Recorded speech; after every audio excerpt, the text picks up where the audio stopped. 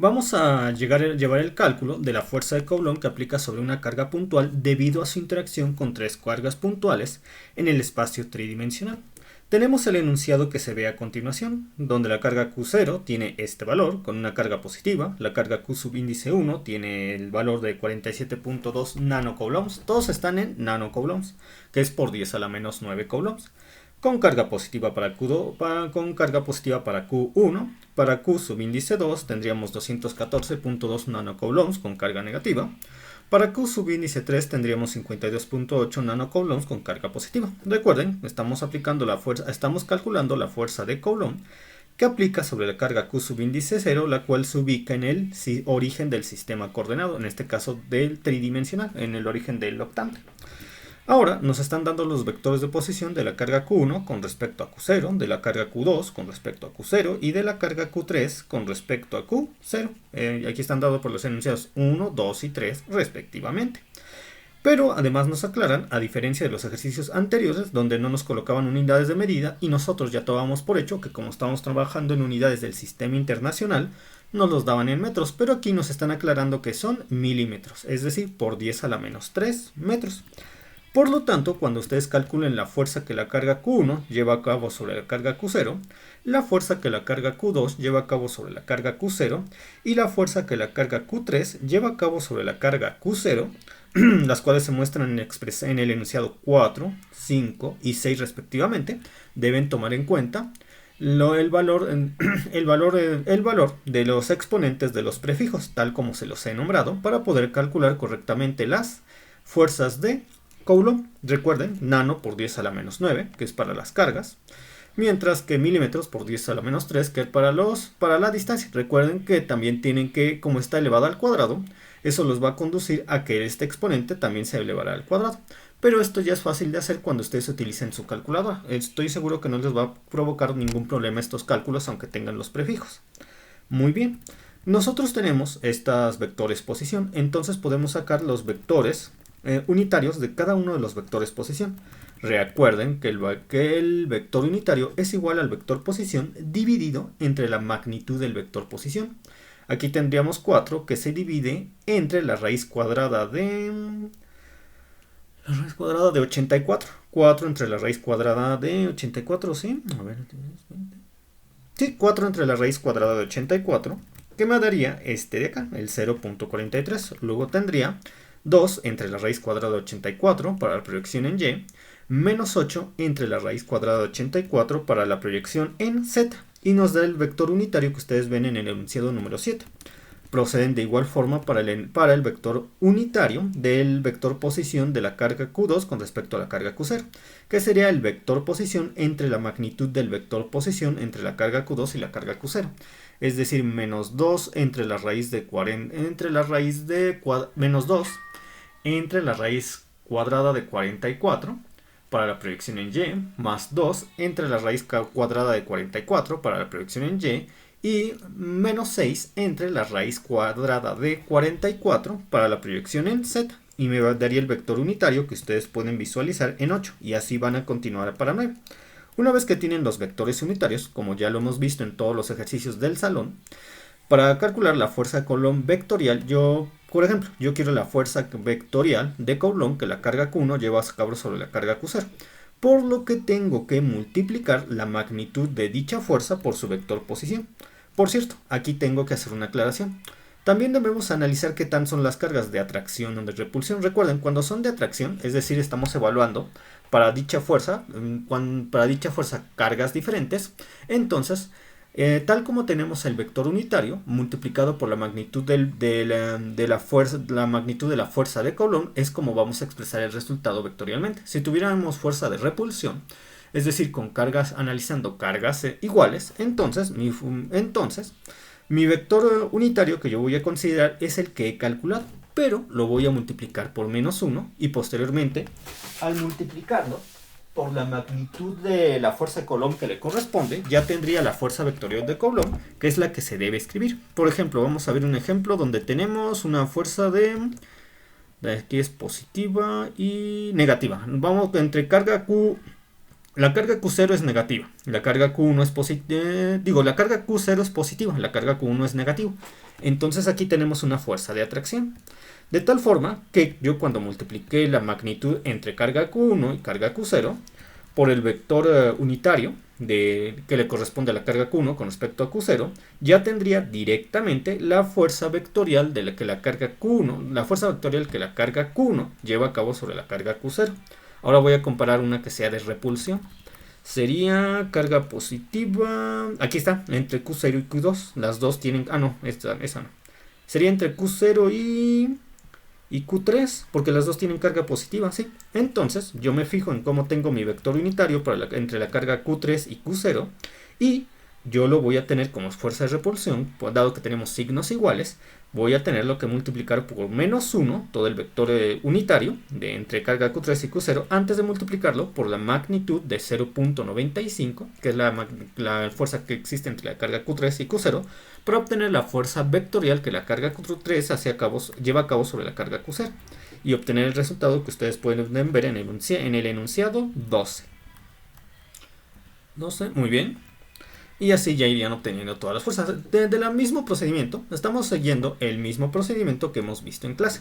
Ahora ya tendría la fuerza resultante, que resulta de sumar la fuerza que la carga Q1 lleva a cabo sobre la carga Q0, más la fuerza que la carga Q2 lleva a cabo sobre la carga Q0, más la fuerza que la carga Q3 lleva a cabo sobre la carga Q0. Y así yo tendría, recuerden, las proyecciones en X con las proyecciones en X, las magnitudes de las proyecciones en Y se suman algebraicamente con las magnitudes de las proyecciones en Y las magnitudes de las proyecciones en Z se suman algebraicamente con las magnitudes de las proyecciones en Z. Y así obtendremos la fuerza resultante de Coulomb, que aplica sobre la carga Q0 debido a su interacción con las cargas Q subíndice 1, Q subíndice 2, Q subíndice 3 en el espacio tridimensional. Pero ¿qué es lo que tengo que hacer si quiero obtener la fuerza equilibrante? Es decir, aquella fuerza que anule el efecto de la fuerza resultante. Pues para las coordenadas rectangulares, lo único que tengo que multiplicar es la fuerza resultante por un menos 1, y esa sería mi fuerza equilibrante. Como ustedes pueden darse cuenta, es fácil compararlo. ¿Cómo va a ser esta comparación entre 3 y 14? Solamente tuvieron que multiplicar por un menos 1. Ahora tenemos a la fuerza resultante en coordenadas cilíndricas. ¿Cómo yo obtendría la fuerza resultante en coordenadas cilíndricas? Bueno, entonces para escribir la magnitud que se encuentra en primera posición, yo tendría que obtener la raíz cuadrada de la proyección en x al cuadrado, que en este caso es menos 1.616, más el cuadrado de la proyección en y, que en este caso es 4.08 al cuadrado. Lo sumo, obtengo la raíz cuadrada y me da este 4.38. Muy bien. Ahora, para obtener este ángulo que está aquí, yo tengo que obtener la tangente a la menos 1, del valor absoluto de la proyección en y, 4.08, entre el valor absoluto de la proyección en x, que es 1.616. Me va a dar un valor, que ahorita yo lo voy a calcular en la calculadora. Dice 4.08 entre 1.616 me da shift tangente a la menos 1. Diríamos, nosotros podríamos escribir directamente ese valor, 68.4 me dio. 68.4, pero consideren que para la fuerza resultante la proyección en y es positiva, es decir, iría hacia arriba. La proyección en y es positiva, iría hacia arriba, aquí está. Mientras que la proyección en x es, la proyección en x es negativa, iría hacia la izquierda. Aquí está, iría hacia la izquierda. De tal forma que la fuerza de Coulomb,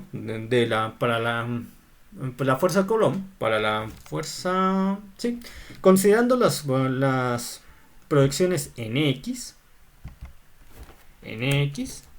y las proyecciones en y, la fuerza de Coulomb existiría cuando, si nosotros solamente nos lo analizamos en el plano XY, existiría en el segundo cuadrante.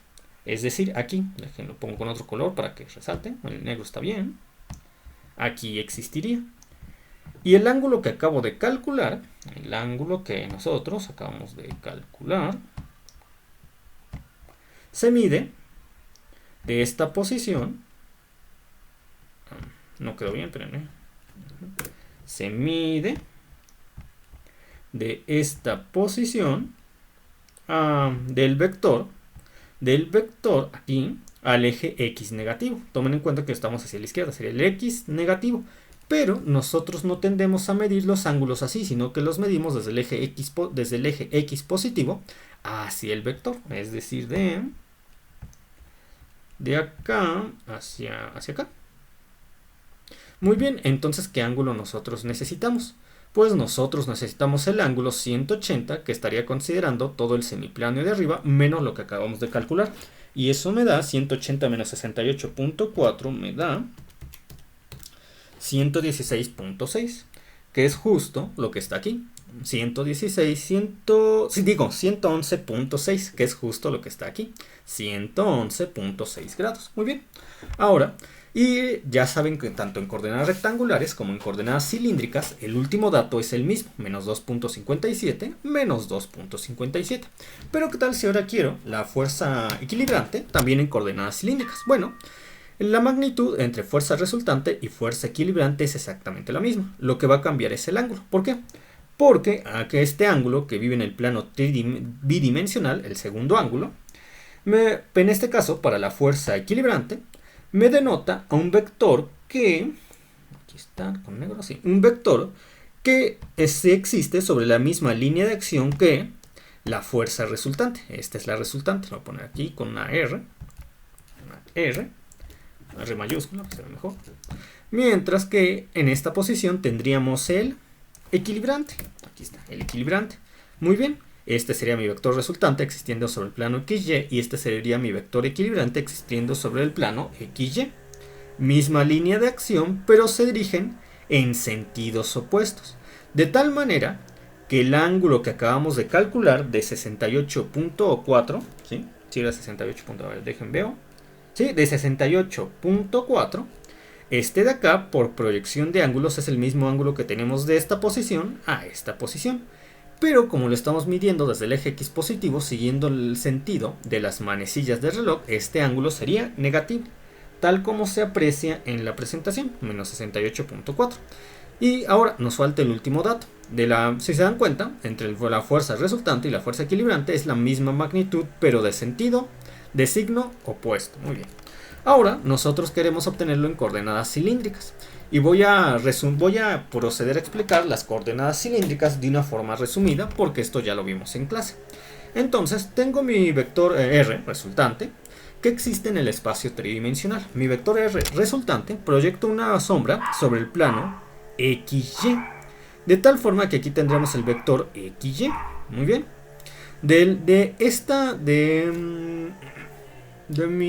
De mi vector resultante, que existe en el plano tridimensional, hacia mi eje z positivo tendría el ángulo θ.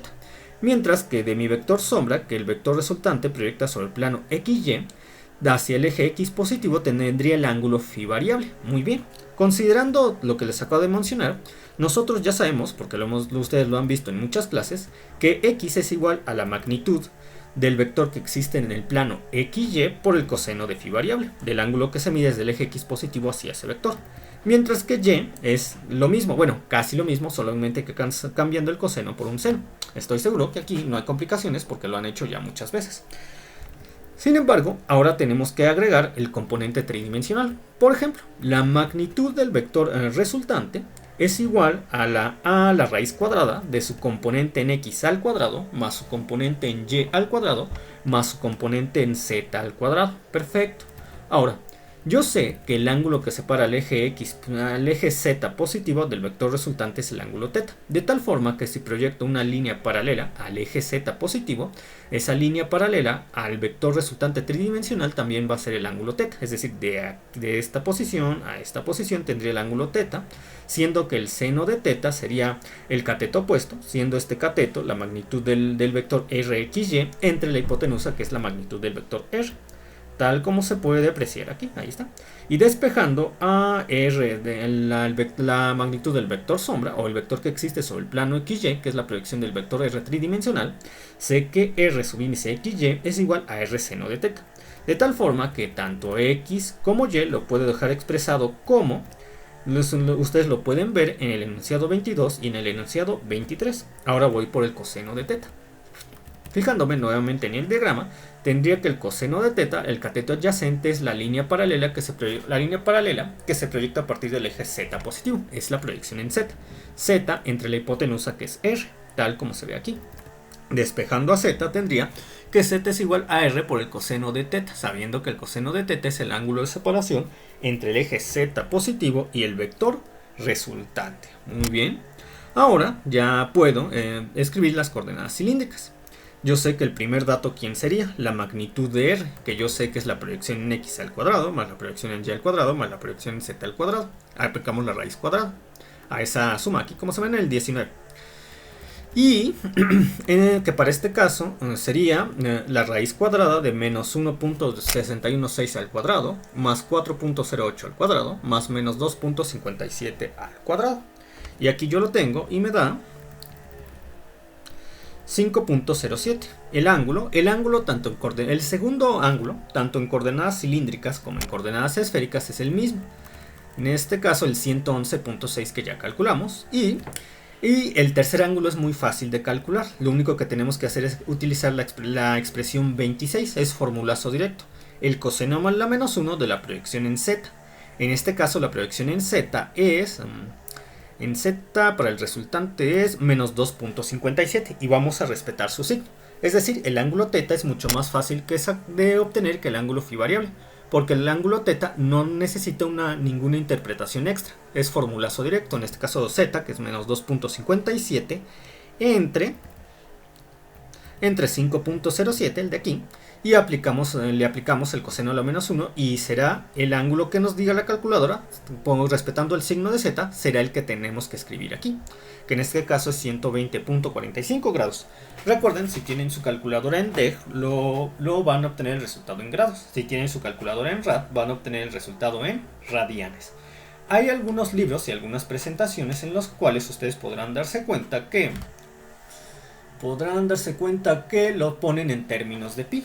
Por ejemplo, si yo colocara este ángulo 111.6 en términos de pi, sería 111.6 entre 180 y me daría 0.62, es decir, esto es 0.62 pi, 0.62 de pi. Y este ángulo en términos de pi sería 120.45 entre 180, es decir, este ángulo en términos de pi es 0.66 pi.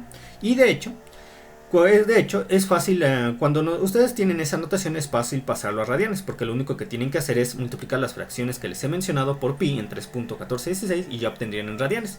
O las fracciones que he multiplicado por los 180, pi en grados, y ya lo obtendrían en grados. Por eso muchos libros y muchos matemáticos prefieren dejarlo expresado en términos de pi.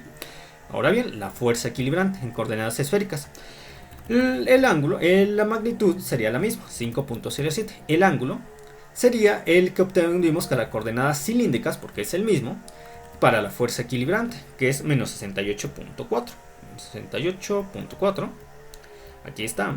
Y ahora el segundo ángulo, que sería igual, y para lo cual tendríamos que aplicar de nuevo esta expresión, solamente que ahora no vamos a ocupar menos 2.57, sino que vamos a ocupar el valor con signo contrario, 2.57.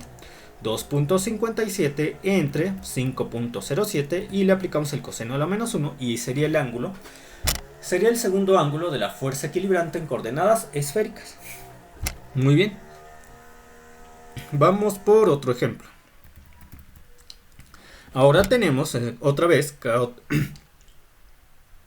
tenemos de nuevo 4 cargas puntuales, siendo que se quiere obtener la fuerza de Coulomb que desarrollan la carga Q1, Q2, Q3 sobre la carga Q0, la cual se encuentra en el origen del sistema coordenado. Nos vuelven a aclarar en este caso que las unidades de medida son los micrómetros, que es el prefijo de por 10 a la menos 6. Considerando todos los prefijos, tanto de por 10 a la menos 6 como de los pico-coulombs, que es por 10 a la menos 12, obtienen de manera cuidadosa las fuerzas de la que la carga Q1, Q2 y Q3 llevan a cabo sobre la carga Q0, de tal forma que obtienen las expresiones, los resultados de 32, 33 y 34. Obtienen también los vectores unitarios de la vector posición de la carga Q1 con respecto a la carga Q0 del enunciado 29, de la carga Q2 con respecto a la carga Q0 del enunciado 30 y de la carga Q3 con respecto a Q0 del enunciado 31. Y de nuevo, tienen también que analizar cuándo las fuerzas son de atracción y cuándo las fuerzas son de repulsión para considerar si multiplican o no su vector unitario por un negativo antes de multiplicarlo por la fuerza correspondiente. Recuerden, el vector unitario de 1,0 se multiplica por la magnitud de la fuerza de carga 1,0. El vector unitario de la carga 2,0 se multiplica por la magnitud de la fuerza fuerza de 2 de la carga 2,0, y el vector unitario de la carga Q3 con respecto a Q0 se multiplica, recuerda, pero obviamente considerando lo que les acabo de decir, si antes de eso deben considerar si la fuerza es de atracción o de repulsión, para tener en cuenta que si es de atracción, el vector unitario se multiplica tal y como está por la magnitud de la fuerza que les corresponde, y si es de repulsión, multiplicarlo primero por un menos 1 antes de multiplicarlo por la magnitud de la fuerza de que le corresponde, para llegar al resultado correcto de las fuerzas vectoriales que las cargas Q1, Q2, Q y Q3 llevan a cabo sobre la carga Q0, tal y como lo pueden visualizar de manera correcta en el enunciado 38, 39 y 40. Ahora proceden de nuevo a calcular la fuerza resultante. Lo único que tienen que hacer es la fuerza resultante, sumar algebraicamente la proyección en X, la proyección en Y y la proyección en Z de las fuerzas que la carga Q1 lleva a cabo sobre la carga Q0, de la fuerza que la carga Q2 lleva a cabo sobre la carga Q0 y de la fuerza que la carga Q3 lleva a cabo sobre la carga Q0, siendo la fuerza equilibrante lo mismo pero multiplicado por un signo negativo, por un menos 1. Ahora tenemos la fuerza resultante en coordenadas cilíndricas. Ya saben que en coordenadas cilíndricas el primer dato es la raíz cuadrada de la proyección en X, que en este caso es 0.409 al cuadrado, más el cuadrado de 0.01, que es la proyección en Y. Según el primer ángulo de las coordenadas cilíndricas sería igual a...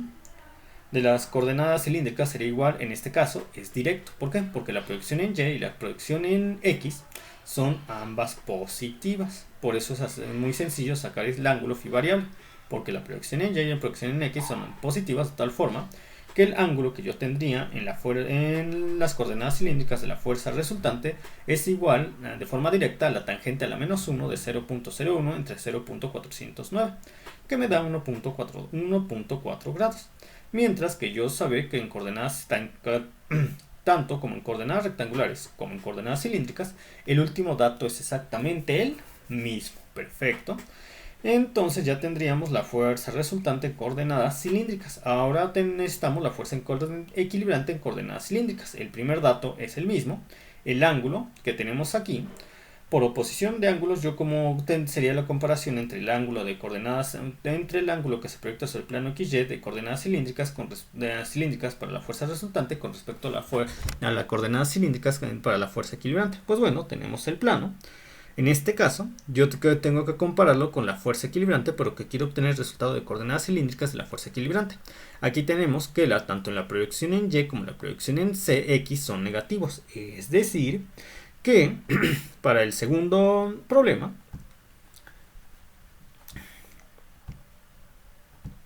la proyección en Y va hacia abajo, mientras que la proyección en X va hacia la izquierda. De tal forma que el vector resultante proyectado sobre el plano XY existe en el tercer cuadrante. De manera que el ángulo que acabo de calcular, para la fuerza resultante, el ángulo de... déjenlo pongo en negro para que se note más. El ángulo que yo acabo de calcular para la fuerza resultante, que fue de 1.4, en este caso, como estamos hablando del equilibrante, es el ángulo que iría de este vector a este vector. Pero nosotros sabemos que no medimos los ángulos aquí, los medimos desde el eje X positivo hacia el vector. Aquí pueden seguir dos caminos. Pueden sumar a 180, que es lo que le corresponde al ángulo en el semiplano de arriba, 180, más 1.04, sería 180, ya hago todo este recorrido, más 1.04 y llego aquí. O podrían tomar 180 del semiplano de abajo y restarle 1.04. Solamente que si consideran 180 más 1.04, será el ángulo positivo por estar viajando en el sentido contrario de las manecillas del reloj, mientras si lo toman desde 180 menos 1.04, lo están midiendo en el sentido de las manecillas, en el sentido contrario, en el sentido de las manecillas del reloj, lo cual corresponde a un ángulo negativo, tal como lo pueden ver aquí, menos 178.6 grados. Muy bien.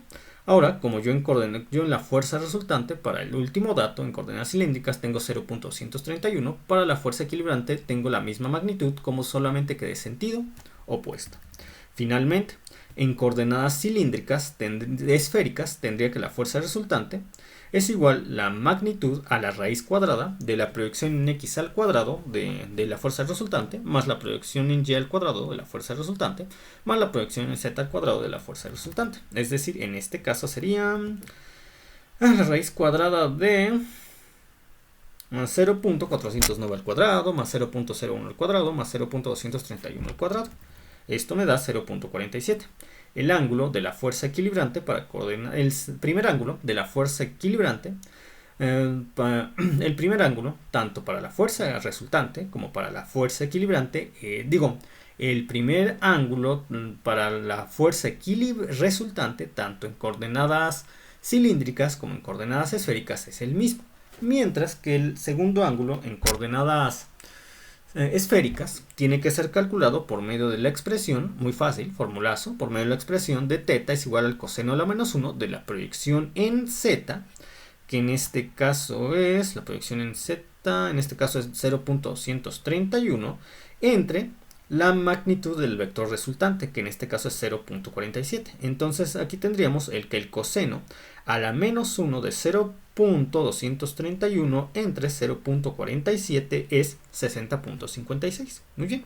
Es el momento de escribir esta misma fuerza resultante que está en coordenadas esféricas, pero ahora necesitamos la fuerza equilibrante, que está escrito en el enunciado 46. La magnitud entre ambas es el mismo, pero los cambios vendrían en el ángulo. Yo sé que según el primer ángulo, tanto en coordenadas cilíndricas como en coordenadas esféricas de la fuerza equilibrante es el mismo, pero el cambio viene en el segundo ángulo. El segundo ángulo sería igual de nuevo a la fórmula coseno de la menos 1 de la proyección en z de la fuerza equilibrante, que en este caso es menos 0.231 entre 0.47. Esto me da 119.43 grados. Y ya habríamos terminado este video tutorial con todo esto, que es un reforzamiento de lo que ya hemos visto en clase y todos los ejercicios que ya hemos razonado y hecho juntos. Entonces me despido por hoy y que tengan buen domingo. Hasta pronto.